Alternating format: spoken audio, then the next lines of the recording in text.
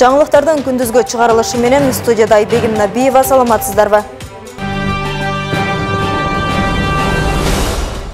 Президент Садыр Жапаров Манас эпосун 124 саат бою тынбай айткан үчүн Гиннестин рекорддор китебине кирген манасчы Рыспай Исаков менен жолугушты. Бул тууралуу президенттин басма сөз кызматынан билдиришти.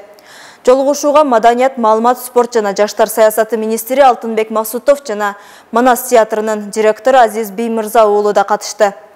Мамлекет башчысы манасчынын Гиннестин рекорддор китебине кириши менен куттуктап, манасчынын өнөрү кыргыз элинин руханий турмушуна, элдик каада салттарга жана Кыргызстандын жаратман өнүгүшүнө кошкон баа жеткес салым экенин белгиледи.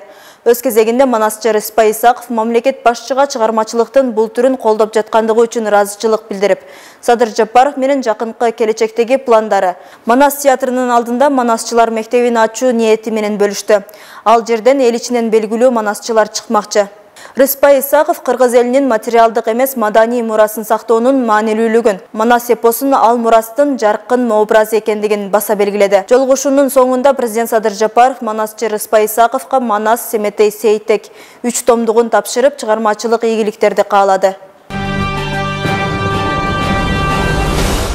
Президент Садыр Жапаров Куран окуу боюнча эл аралык сынактын жеңүүчүсү Мухаммадали Умаров менен жолукту.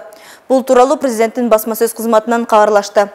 Куран окуу боюнча эл аралык сынактын жеңүүчүсүн куттуктаган мамлекет башчысы бул ийгилик Кыргызстан элинин жалпы жетишкендиги жана сыймыгы экендигин белгиледи. Садыр Жапаров мындай жетишкендик өлкөдөгү дин тутуу эркиндигин көрсөткүчү жана мамлекеттин диний маселелерде туура саясат жүргүзүп жаткандыгынын натыйжасы экенин кошумчалады.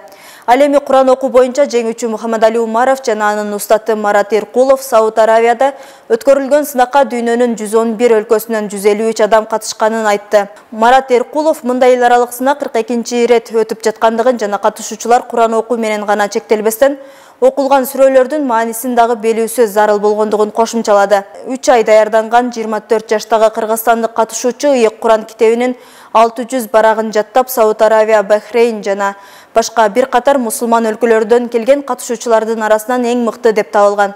Жолугушуунун соңунда президент Садыр Жапаров Мухаммадали Умаровго эң байыркы 400 жылдык тарыхы бар Курандын көчүрмөсүн тапшырды.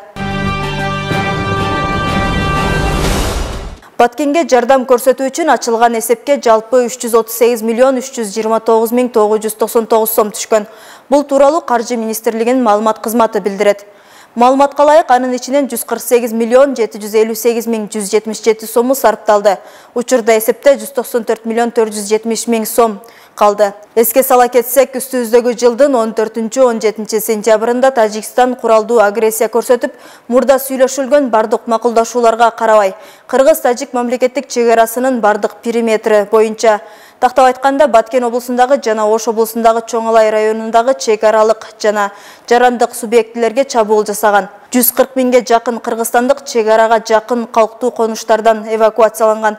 Саламаттыкты сактоо министрлигинин маалыматына караганда, куралдуу кагылыштан 63 кыргызстандык шейит болуп, 198 киши жабыркады.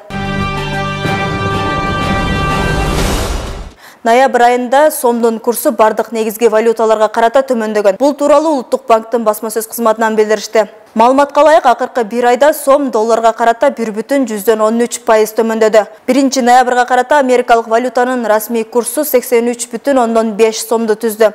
Бүгүнкү күндө көзөмөл органынын маалыматы боюнча 1 доллар 84,4 сомго бааланды. Өткөн айдын башында 1,35 сом болсо, бүгүнкү күндө 1,39 сомго көтөрүлдү. Эске салсак, октябрь айында улуттук валюта рубльдан башка жогоруда аталган бардык валюталарга карата арзандаган.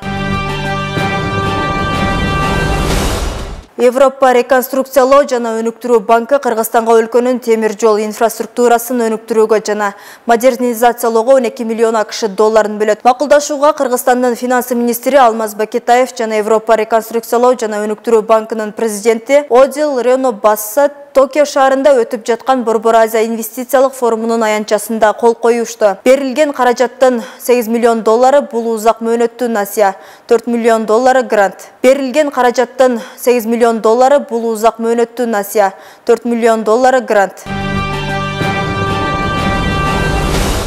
Нарын облысында жалпысынан 141 мектеп бар деген менен алардын жарымынан көбүрөгү кайра курууга же толугу менен оңдоп түзүүгө муктаж. Ошондой эле жаңы конуштардын пайда болушу менен жаңыларын куруу зарылдыгы да жаралууда. Ал эми кесиптешим Бөлөкбай Шеримбековдун назарына илинген төмөндөгү эскилиги эчак жеткен билим уясы бүгүнбү эртеңби кулап калуу коркунучунда. Кайсы убакта бузулат экен жана кайсы убакта Жаркына Шаршеналиева жана курбалдаштары 9 жылдан бери эскилиги эчак жеткенден мына кулай турган Нарын районунун Экинарын айылындагы Мукаш Мамбет сатындагы орто мектепте окуп келишет. Чындыгында коопсуздук чаралары көрүлүп, өзгөчө кыралдар кызматы тарабынан мында билим алууга тыюу салынган. Бирок 130 түтүн эл мекендеген бул калктык пунктта башкасы болбогондуктан минтип тобокелдикке барууга туура келүүдө. Андыктан окуучулардын жаңысы дегенде эки көздөрү төрт. Алардын бактысына өздөрү баштан кечирип жаткан оор жагдай жакындагы эле элдик курултайда козголуп, мамлекет башчысы Садыр Жапаровдун жеке көзөмөлүнө алынды. Ишенем ушу жаңы мектеп салынат деп. Бирок Кыргызстан боюнча өзү 200 ошо эски мектептер бар экен, бирок ошонун арасына биз да кирсек дагы, ошо 200 мектеп ошо 2 жылдын аралыгында жаңы мектеп болуп салынып калганына ишенем да. мындай бүктөйбүз. Ал эми Кымбат Жапарованын аталган билим уясына эмгектенгенине 35 жылдан ашты. Алгач көп билинбегенмен акыркы 4-5 жылдан бери имараттын адам өмүрүнө коркунучу чоң. Жада калса жыл сайын жасалган оңдоп түзөлөрдүн деле ырыстуу майнап жок. Айрыкча ар жак бер жагы тартыла берип, тамтыгы чыккан чатырчасынан топурак кум куюлуп, шыптардын күп этип түшүп калар күнү анча алыс эместей.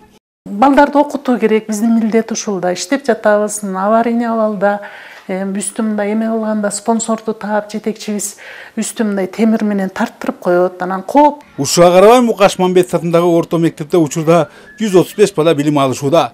Жергиликтүүлөрдүн айтымдарында балдар кыздары сабактан келгиче саналары санга, ойлору оңго бөлүнөт. Башка жакка которсокпу дешет, бирок тоо арасындагы айылга жакынын аралыгы 10 чакырым. Кышкысын кар калың түшсө, байланыш такыр үзүлүп, экинарыңдар өздөрү менен өздөрү. Мектептин дээрлик бардык класстардын үстүнүн шыбы мына монтуп салаңдап, эртеңги бүрсүгүнү түшүп кетиши толук мүмкүн. Албетте анын бетин аргысын. Ошондой эле мектепти жылуутууга өзүнчө чоң маселе өзүңүздөр көрүп тургандай, мектеп мына ушул эски контрамарка аркылуу жылыйт. Ал эми мына мондай тешиктерден чыккан из сабактын натыйжалуу өтүшүнө кедерги. Эгер жакындагы эле элдик курултайда айтылгандар жерде калбаса, келерки окуу жылында Экинардык окуучулар азырынча үй чуктаса да түштөрүнө кирбеген 4 тарап төп билим уялуу болуп калышы ажеп эмес. Курулушка керек документтерди жанагы архитектуралык пландоо боюнча, инженерлик техникалык шарттар боюнча документтер бардыгын даярдаганбыз. Азыр биздин колубузда бардыгы бар, жана тийиштүү жактарга бергенбиз.